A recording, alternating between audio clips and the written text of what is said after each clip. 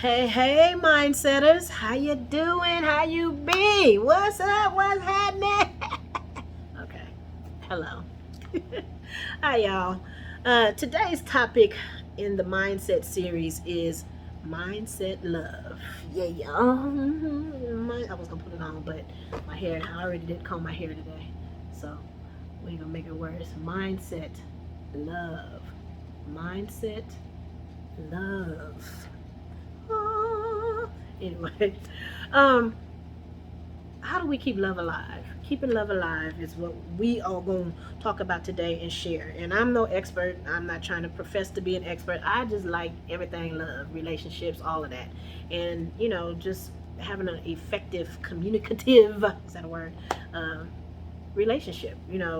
For me, keeping love alive, and that entails family relationships, familial, friendship relationships, and romantic relationships. And people tend to think that when we discuss relationships that it only entails romantic relationships. Nah, it entails it all. There's work in every relationship. I don't care how you cut, slice, smash, whatever. It entails work, and you have to invest and cultivate and nurture your relationship. Why not do that? I don't know. Anyway, so you have to invest. You have to put in work. I don't care how you slice it. Is that something that I mean? I think it's just a nervous sentence that I was gonna go to. Yeah, I don't care how you slice it. Enough of that. I don't care what it is. Communication, whatever topic, communication is always gonna be priority for me. It's always going to be the first and foremost thing that keeps hope alive. Because if you don't have communication, there's so many misunderstandings, and y'all know, because I've been there. Relationships and friendships and familial relationships where the understanding or the misunderstanding created a whole problem. And it's not always pretty. So for me, communication is the first thing on the top of my list. I'm just sharing my list, so y'all can share your list. You can put it down in the comments and share whatever topics of keeping hope alive works for you and yours. Again, family, which is familial, romantic, and friendships. How do you keep it alive? And okay, so for me, it's number one, communication. Number one, number one, number one. Um, and that book, Five Love Languages, woo, that is the Bible when it comes to communication.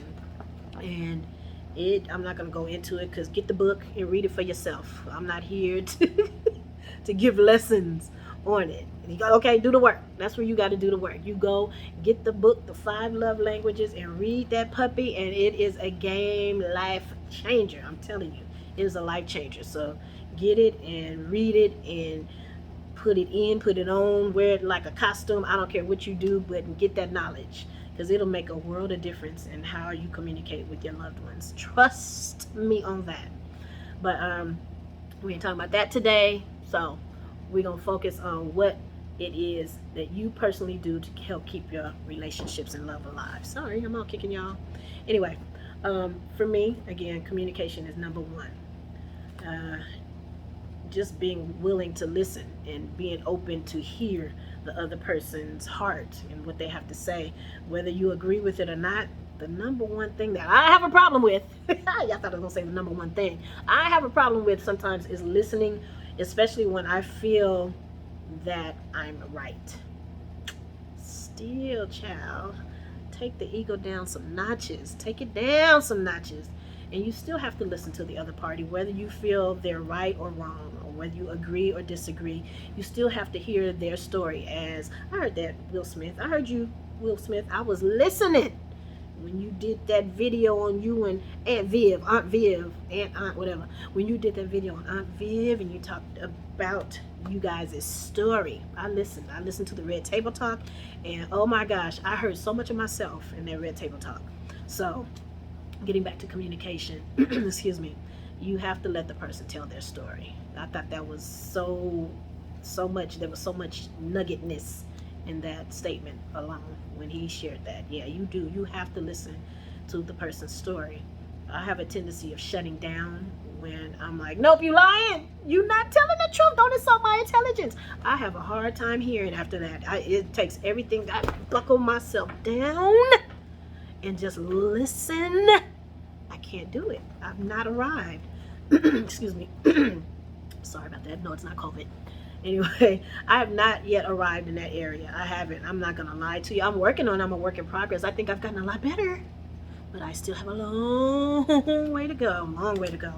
And I'm not ashamed to say that. And I'm willing to do the work. I'm willing to do whatever it takes. I read books. I listen to stuff. I do therapy. Whatever. To help my relationships. You know, if I care about someone and they're worth it, it's worth the work. You know.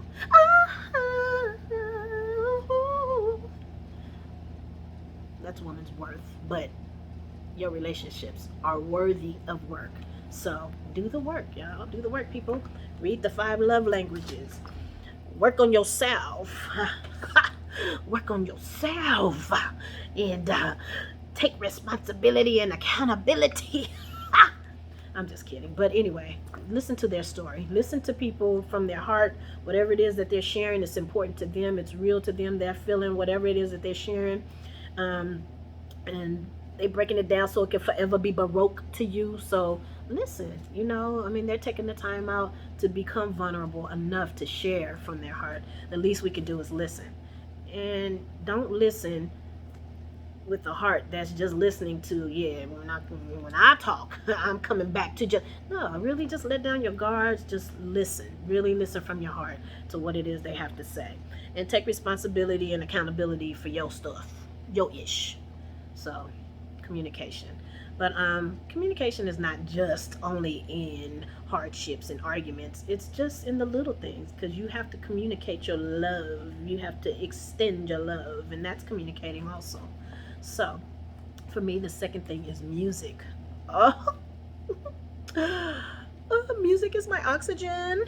I'm just being real with you guys. Music is everything to me. Music is everything. I know I'm being silly, but I mean it. Music is, I couldn't live without music. I could not live without music.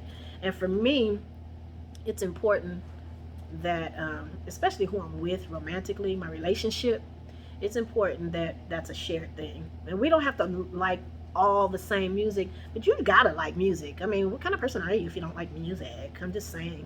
So for me, it just helps my relationship even to grow closer, because you know, y'all remember back in the day when y'all used to make them mix cassette tapes and you'd be at home, and some of y'all don't know nothing about this, you millennials, y'all don't know nothing about this, but we used to make mixtapes on cassette tapes, and we'd get our songs not on Spotify, not on Pandora, but from the radio itself.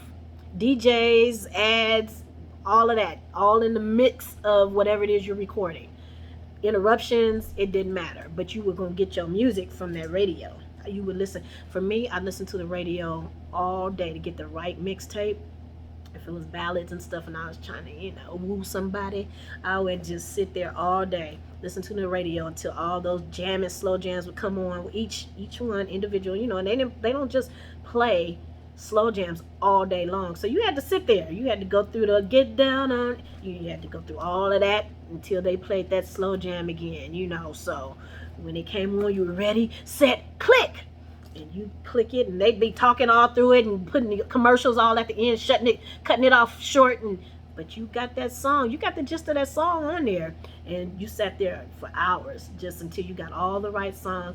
You put that baby together, and be like, here you go. Here's my mixtape I made for you. It was done with love. Y'all know what I'm talking about. Y'all know what I'm talking about.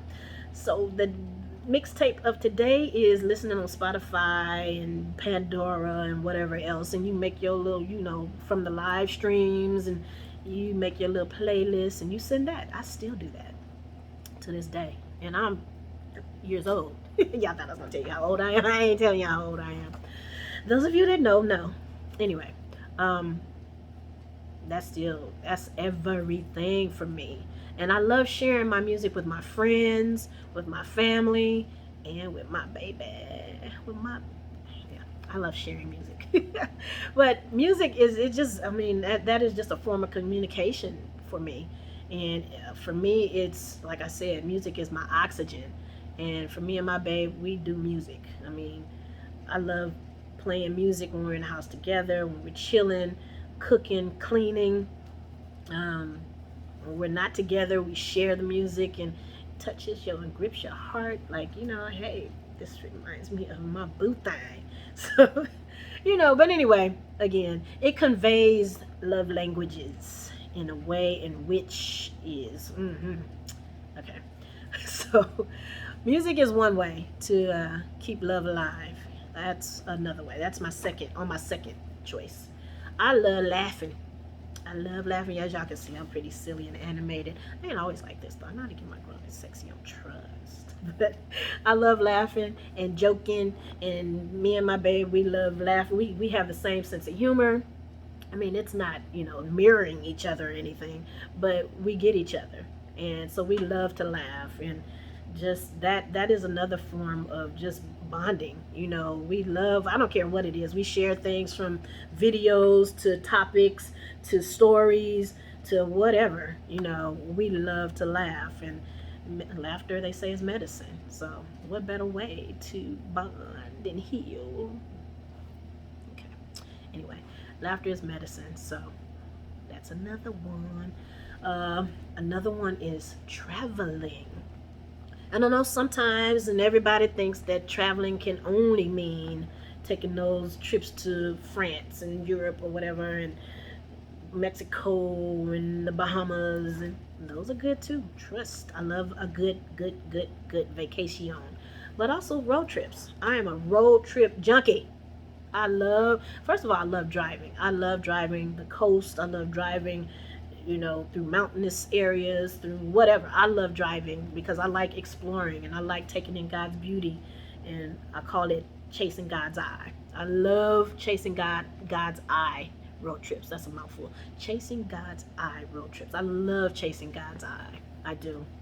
As I like taking pictures and just making memories, So road trips entails all of that. It entails making memories, and it entails finding the best restaurants along the way, the best spots to take nice pictures or what have you. Just God's canvas, God's beauty, all of that. Just, oh God, I love a good road trip. It's just so much fun, and just creates so much more of a bonding and memories for the future memories is what I call it. Make future memories through road tripping and traveling too. That's a given. Who don't love traveling? Who don't? Who doesn't? I know how to talk. Anyway, but who doesn't like a good road trip? I love road trips. So that's number 3. And it may not be in this order, except for communication is key in number 1. But what else? I like going back to the cooking. I like good food, good dining, fine dining, as well as just, hey, let's just go to this little bar and grill here and have, a little something to wet our beaks. And also just a good meal, good, tasty, delectableness. I'm a foodie, obviously, so don't judge me. I'm working on that. I can still be a foodie. I'm trying to become a more healthy foodie.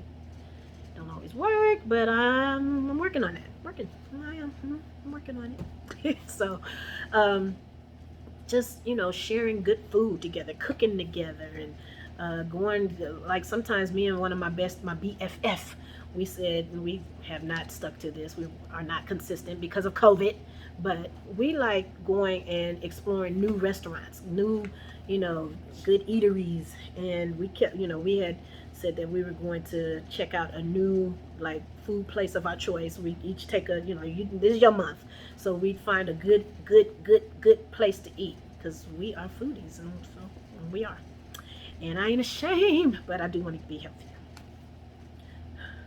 Anyway, so, but yeah, just sharing food is, a lot of people feel like, oh, that's the devil.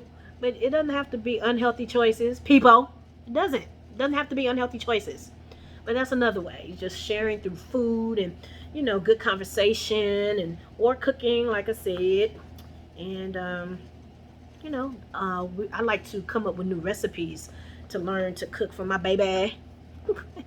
Or friends, family. Like I said, it doesn't always have to be romantic relationships, but that helps too. Shoot, I ain't ashamed of that either. Uh, Good recipes. I look on the internet and Google stuff, YouTube stuff, and come up with new concoctions because sometimes that's what they turn out to be, just a concoction because I don't always mimic it the way it's supposed to be. So I ain't the greatest cook, but I think it comes out okay. It's edible enough. So I survive. I'll survive. I survive. Let me see what else. Let me look at my list. Okay. Oh, showing affection. Some of y'all just so sad. I remember one time my friend laughed at me because me and my baby at the time, we were going through something, and I wasn't the most affectionate at the time, and so we were visiting my friend, and my friend was like, "Why are you just sitting up there like a potato chip? Your baby all trying to hug on you and be affectionate, and you sitting up there like a potato chip." you know, and I thought about it, and I was sitting up there. I don't know about a potato chip, but I was not. I was not receiving. I was not on the receiving end. I was just kind of awkward and stiff because I was mad. But sometimes affection can help to tear those walls down. Sometimes people are afraid to show public displays of affection, and I'm not talking about slobbing somebody down because some of y'all are ridiculous, all in front of your grandma and stuff, but I'm not talking about that. I'm just saying, little gestures, hand holding or putting your arm around your loved one or whatever, just those little gestures, a little kissy smack, on the cheek, it could be on the lips, but as long as it's tasteful. But public display is not for the public. You just showing affection for the person. I don't understand why people have a problem with that. It ain't for y'all. It ain't like we up here just, in a rehearsal, a dress rehearsal, trying to practice for a play or something. No, this is our life. This is our life. And we love each other, so we show affection sometimes. And there's nothing wrong with that. So showing a little affection goes a long way as well. Those little things don't even have to be touching. I know there's times where you just look at your babe from across the room and it's like, damn. Excuse my language for those of you guys. Yeah. But sometimes I'm sorry, it's like that. You looking at your babe from across the room, you talking, you conversing, and what is it, networking or mingling, and you look at your babe and you spot your babe and you guys lock eyes, and it's like, hey babe, it's like, you know what I'm talking about. So even that is public. I won't even call it public display of affection, but even that is showing affection. So those little things go a long way too. For me, again, I'm not trying to be I'm not. How you say this lady's name? Iyanla. If I can't say it slow, I can't say it. So Iyanla Vanzant.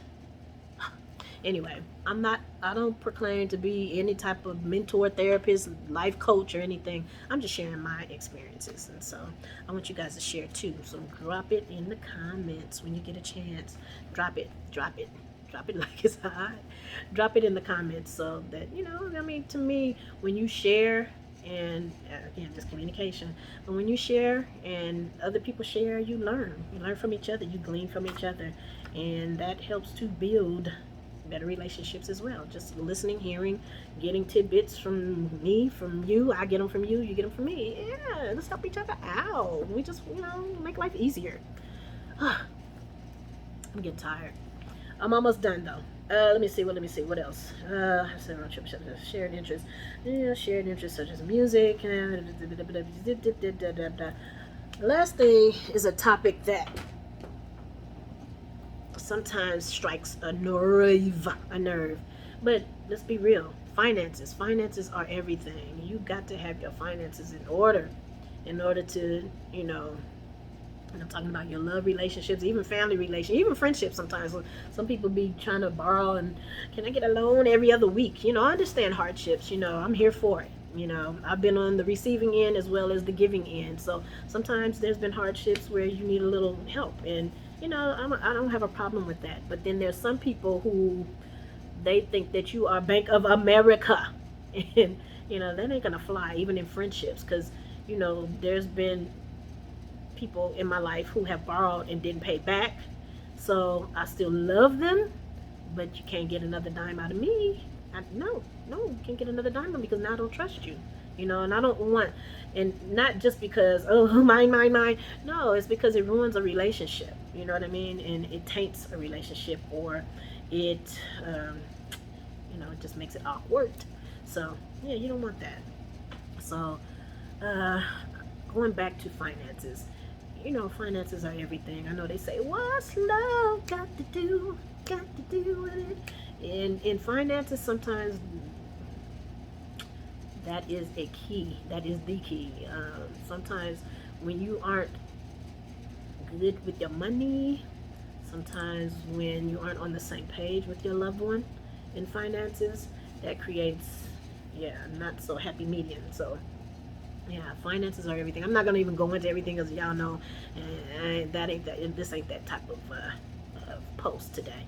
But finances are everything, and sometimes, even if you're doing your own individual thing, that's good too. But sometimes, even when as an entrepreneur or whatever, or just working hard for the money at your 9 to 5, but you're doing your part. You're keeping your part alive, and you investing in the wealth of the family, or trying to create some wealth, and that's healthy. That's healthy. And also, when you can work together, you come up with a business venture, and you're working together on that thing. That's a bonding too. That's, I love it. I love it.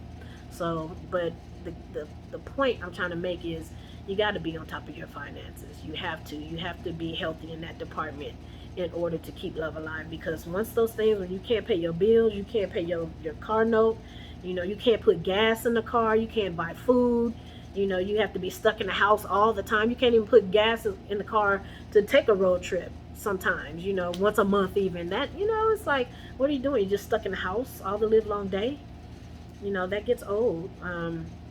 But if you're working towards something, I'm not judging anybody. Trust me, I'm not.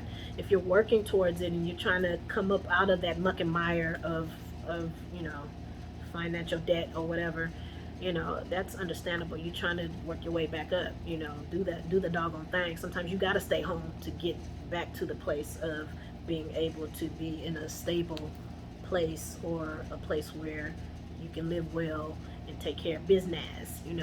But finances, that's they say it's one of the most challenging things in a relationship, if you're having financial challenges. This video is 22 minutes. I'm gonna cut it, but anyway, I love y'all. I just wanted to talk and share and keep hope alive in the love department, even with friendships, relationships, and familialships. I just wanted to just talk about it, because I'm an advocate for communication and relationships. I just love it, and I love anything to do with enhancing, and the commitment, and the healing, and whatever else it entails. I just love it all. So I love talking about it. So sometimes I just want to come on here and run my mouth, and that's what I've done. So enough is enough. You've heard enough of me. Share, post, tell me what you feel helps to keep your relationships alive. The hills are alive with the sound of mindset love.